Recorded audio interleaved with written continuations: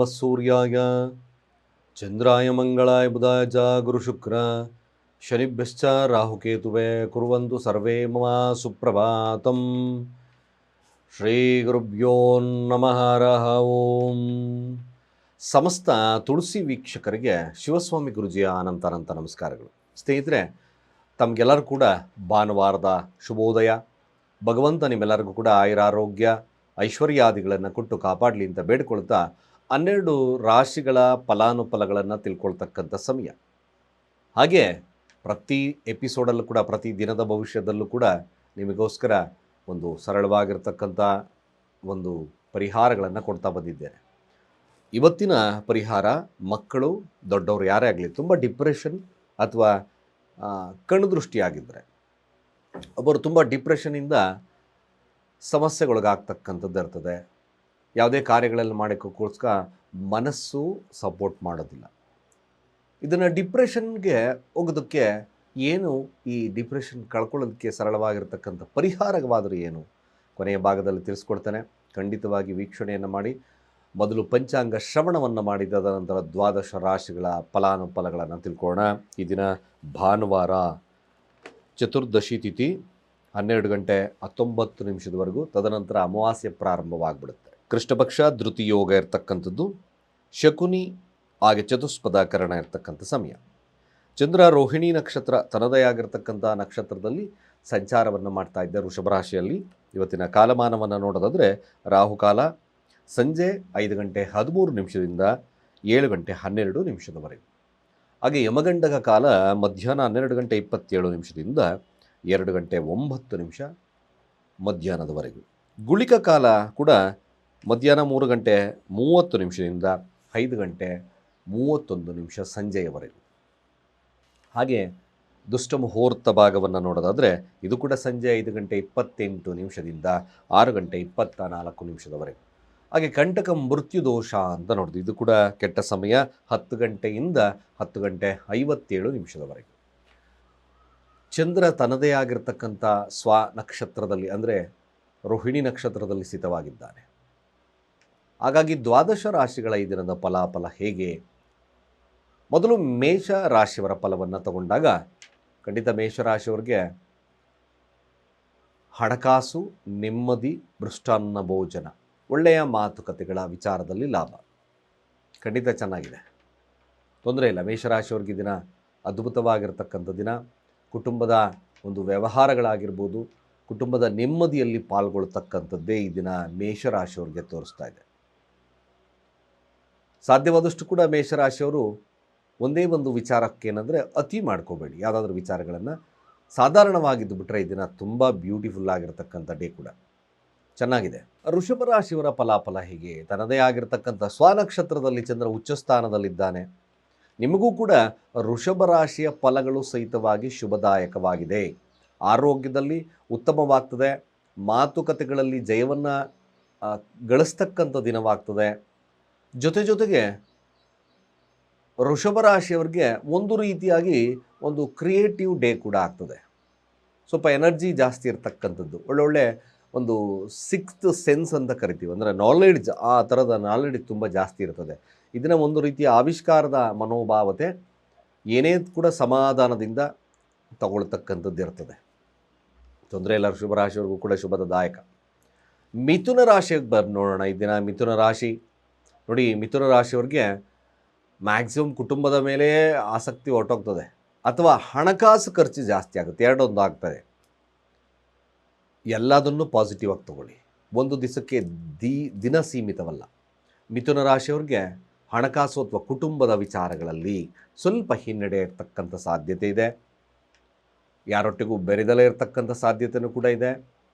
ಸಾಧ್ಯವಾದಷ್ಟು ಕೂಡ ಈ ಮಿಥುನ ರಾಶಿಯಲ್ಲಿರ್ತಕ್ಕಂಥವ್ರು ಶಿವನಿಗೆ ಕ್ಷೀರಾಭಿಷೇಕವನ್ನು ಮಾಡಿಸ್ತಕ್ಕಂಥದ್ದು ಭಾಳ ಮುಖ್ಯ.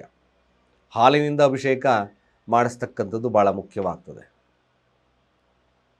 ಶಿವನ ಮಂದಿರವನ್ನು ಭೇಟಿ ಮಾಡಿ ಶಾಂತ ಚಿತ್ತವಾಗಿ ಯೋಚನೆಗಳನ್ನು ಮಾಡಿ ಶಾಂತರಾಗ್ತಕ್ಕಂಥದ್ದು ಭಾಳ ಮುಖ್ಯ.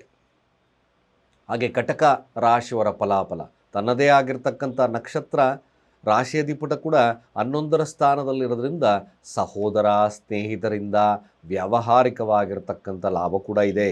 ತೊಂದರೆ ಇಲ್ಲ, ಈ ದಿನ ಚೆನ್ನಾಗಿದೆ, ಅಡ್ಡಿಲ್ಲ, ಎಂಜಾಯ್ ದ ಡೇ. ಸಿಂಹರಾಶಿಯ ಫಲಾಫಲ.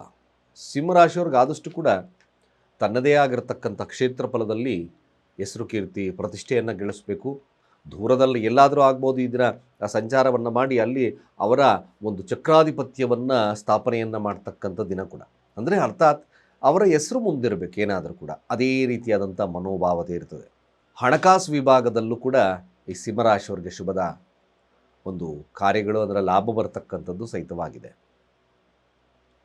ಜೊತೆಗೆ ಸಣ್ಣ ಪುಟ್ಟ ಆರೋಗ್ಯದನ್ನು ಹೊರತುಪಡಿಸಿದ್ರೆ ಸಿಂಹರಾಶಿಯವ್ರಿಗೆ ಕುಟುಂಬದ ಮೇಲೆ ಆಧಿಪತ್ಯವನ್ನು ಸಾಧಿಸ್ತಕ್ಕಂಥದ್ದು ಈ ದಿನದ ಮಹತ್ವ. ತೊಂದರೆ ಇಲ್ಲ, ಸಿಂಹರಾಶಿಯವ್ರಿಗೂ ಕೂಡ ಒಂದು ರೀತಿಯಾದಂಥ ಶುಭದ ದಿನ. ಹಾಗೆ ಕನ್ಯಾ ರಾಶಿಯವರ ಫಲಾಫಲ ಹೇಗೆ? ಭಾಗ್ಯಸ್ಥಾನದಲ್ಲಿ ಉಚ್ಚನಾಗಿದ್ದಾನೆ, ಲಾಭಾಧಿಪತಿಯಾಗಿರ್ತಕ್ಕಂಥದ್ದು. ಖಂಡಿತ ತಾಯಿಯ ವರ್ಗದವರಿಂದ, ಬಂಧುಗಳಿಂದ, ಹಾಗೆ ದೇವರ ಆಶೀರ್ವಾದದಿಂದ ನಿಮ್ಮ ಕಾರ್ಯಗಳು ಸುಗಮವಾಗಿ ನಡೀತಕ್ಕಂಥದ್ದಿದೆ. ಸಂಧಾನದ ವಿಚಾರದಲ್ಲಿ ಯಾವುದೇ ಆಗಿರತಕ್ಕಂಥ ಸಂಧಾನಗಳು ಮ್ಯಾಕ್ಸಿಮಮ್ ಇದನ್ನು ಫಲದಾಯಕವನ್ನು ಕೊಡುತ್ತೆ. ಲಾಭದ ಒಂದು ಫಲ ಇರ್ತಕ್ಕಂಥ ದಿನ. ಕನ್ಯಾರಾಶಿಯವರಿಗೆ ಶುಭದ ದಿನ, ಸ್ಪೋರ್ಟಿವ್ ಆಗಿರ್ತಕ್ಕಂಥ ದಿನ, ಆರೋಗ್ಯದಲ್ಲೂ ವ್ಯತ್ಯಾಸಗಳು ದೂರ ಆಗ್ತಕ್ಕಂಥ ದಿನ ಶುಭವಿದೆ. ತುಲಾರಾಶಿಯ ಫಲಾಫಲ ಹೇಗೆ? ಸ್ವಲ್ಪ ಎಕ್ಸೈಟ್ ಆಗ್ತಕ್ಕಂಥದ್ದು ಕಡಿಮೆ ಮಾಡಬೇಕು. ಕೆಲಸದಲ್ಲಿ ಸ್ವಲ್ಪ ಒತ್ತಡದ ದಿನವಾಗ್ತಕ್ಕಂಥದ್ದಿರುತ್ತೆ. ಹಣಕಾಸು ಕೂಡ ಸ್ವಲ್ಪ ಕೈ ಕಚ್ಚತಕ್ಕಂಥದ್ದು, ಅಂದರೆ ಅಬ್ಸ್ಟಕಲ್ಸ್ ಬರತಕ್ಕಂಥ ಸಾಧ್ಯತೆ ಈ ತುಲಾರಾಶಿಯವ್ರಿಗೂ ಇದೆ. ವ್ಯಾವಹಾರಿಕವಾಗಿ ಯೋಚನೆಗಳನ್ನು ಮಾಡೋದಾದರೆ ಸ್ವಲ್ಪ ಹಿನ್ನಡೆ, ವ್ಯವಹಾರ ಸ್ವಲ್ಪ ತುಂಬ ಚೆನ್ನಾಗಿ ಬರ್ತಕ್ಕಂಥದ್ದು ಅಥವಾ ತುಂಬ ಲೋ ಆಗ್ತಕ್ಕಂಥದ್ದು ಈ ಒಂದು ತುಲಾರಾಶಿಯವ್ರಿಗೆ ಇದೆ. ಕಡಿಮೆ ಹೆಚ್ಚು ಎರಡೂ ಕೂಡ ಇದೆ. ಸಾಧ್ಯವಾದಷ್ಟು ಓಂ ಸೋಂ ಸೋಮಾಯ ನಮಃ ಚಂದ್ರನ ಮಂತ್ರಗಳನ್ನು ಹೇಳ್ತಾ ಬನ್ನಿ, ಸ್ವಲ್ಪ ಶುಭದಾಯಕವಾಗ್ತದೆ. ವೃಶ್ಚಿಕ ರಾಶಿಯ ಫಲಾಫಲ ಹೇಗೆ? ಖಂಡಿತ ವೃಶ್ಚಿಕ ರಾಶಿಯವ್ರಿಗೆ ಸಂಗಾತಿಯೊಟ್ಟಿಗೆ ಒಂದು ಉತ್ತಮ ಬಾಂಧವ್ಯವನ್ನು, ವ್ಯವಹಾರಗಳೊಟ್ಟಿಗೆ ಉತ್ತಮ ಬಾಂಧವ್ಯವನ್ನು, ಜೊತೆಗೆ ಈ ಪಾರ್ಟ್ನರ್ಶಿಪ್ ಹತ್ರ ಒಂದು ಉತ್ತಮ ಬಾಂಧವ್ಯವನ್ನು, ಇವೆಲ್ಲ ವೃಶ್ಚಿಕ ರಾಶಿಯವರಿಗೆ ಬರುತ್ತೆ. ಒಂದು ಹೊಸದಾಗಿ ಬಿಸ್ನೆಸ್ ಸ್ಟಾರ್ಟ್ ಮಾಡಬೇಕು ಅಂತ ಕೂಡ ಈ ಒಂದು ದಿನದಲ್ಲಿ ನಿಮಗೆ ಆಲೋಚನಾ ಶಕ್ತಿಗಳು ಬರುತ್ತೆ. ಮದುವೆ ವಿಚಾರಗಳಲ್ಲಿ ಸ್ವಲ್ಪ ಹಿರಿಯರು ಆಸಕ್ತಿದಾಯಕವಾಗಿರತಕ್ಕಂಥ ಒಲವನ್ನು ತೋರಿಸ್ಬೋದು ವೃಶ್ಚಿಕ ರಾಶಿಯವರಿಗೆ. ಚೆನ್ನಾಗಿದೆ, ತೊಂದರೆ ಇಲ್ಲ. ಧನುರಾಶಿಯವರ ಫಲಾಫಲ ಹೇಗೆ? ಸ್ವಲ್ಪ ಕೋಪದ ವಾತಾವರಣ, ಆರೋಗ್ಯದಲ್ಲಿ ವ್ಯತ್ಯಾಸಗಳು ಬರ್ತಕ್ಕಂಥದ್ದು ಇರ್ತದೆ. ಕೆಲಸದಲ್ಲಿ ಉತ್ಕೃಷ್ಟತೆಯನ್ನು ಸಾಧಿಸೋದ್ರ ಹೊರತುಪಡಿಸಿದ್ರೆ ಸ್ವಲ್ಪ ಆರೋಗ್ಯದ ಬಗ್ಗೆ, ಕೋಪದ ಬಗ್ಗೆ ನಿಯಂತ್ರಣವಿರಲಿ. ನೀವು ಕೂಡ ಶಿವನ ಮಂತ್ರಗಳನ್ನು ಹೇಳಿ, ಉತ್ತಮವಾಗ್ತದೆ. ಹಾಗೆ ಮಕರ ರಾಶಿಯವರ ಫಲಾಫಲ ಹೇಗೆ? ತುಂಬ ಕ್ರಿಯೇಟಿವ್ ಡೇ ಕೂಡ. ಟ್ರೇಡಿಂಗಲ್ಲಿ ಉತ್ತಮವಾಗಿರ್ತಕ್ಕಂಥ ಲಾಭವನ್ನು ಪಡಿತಕ್ಕಂಥ ದಿನ.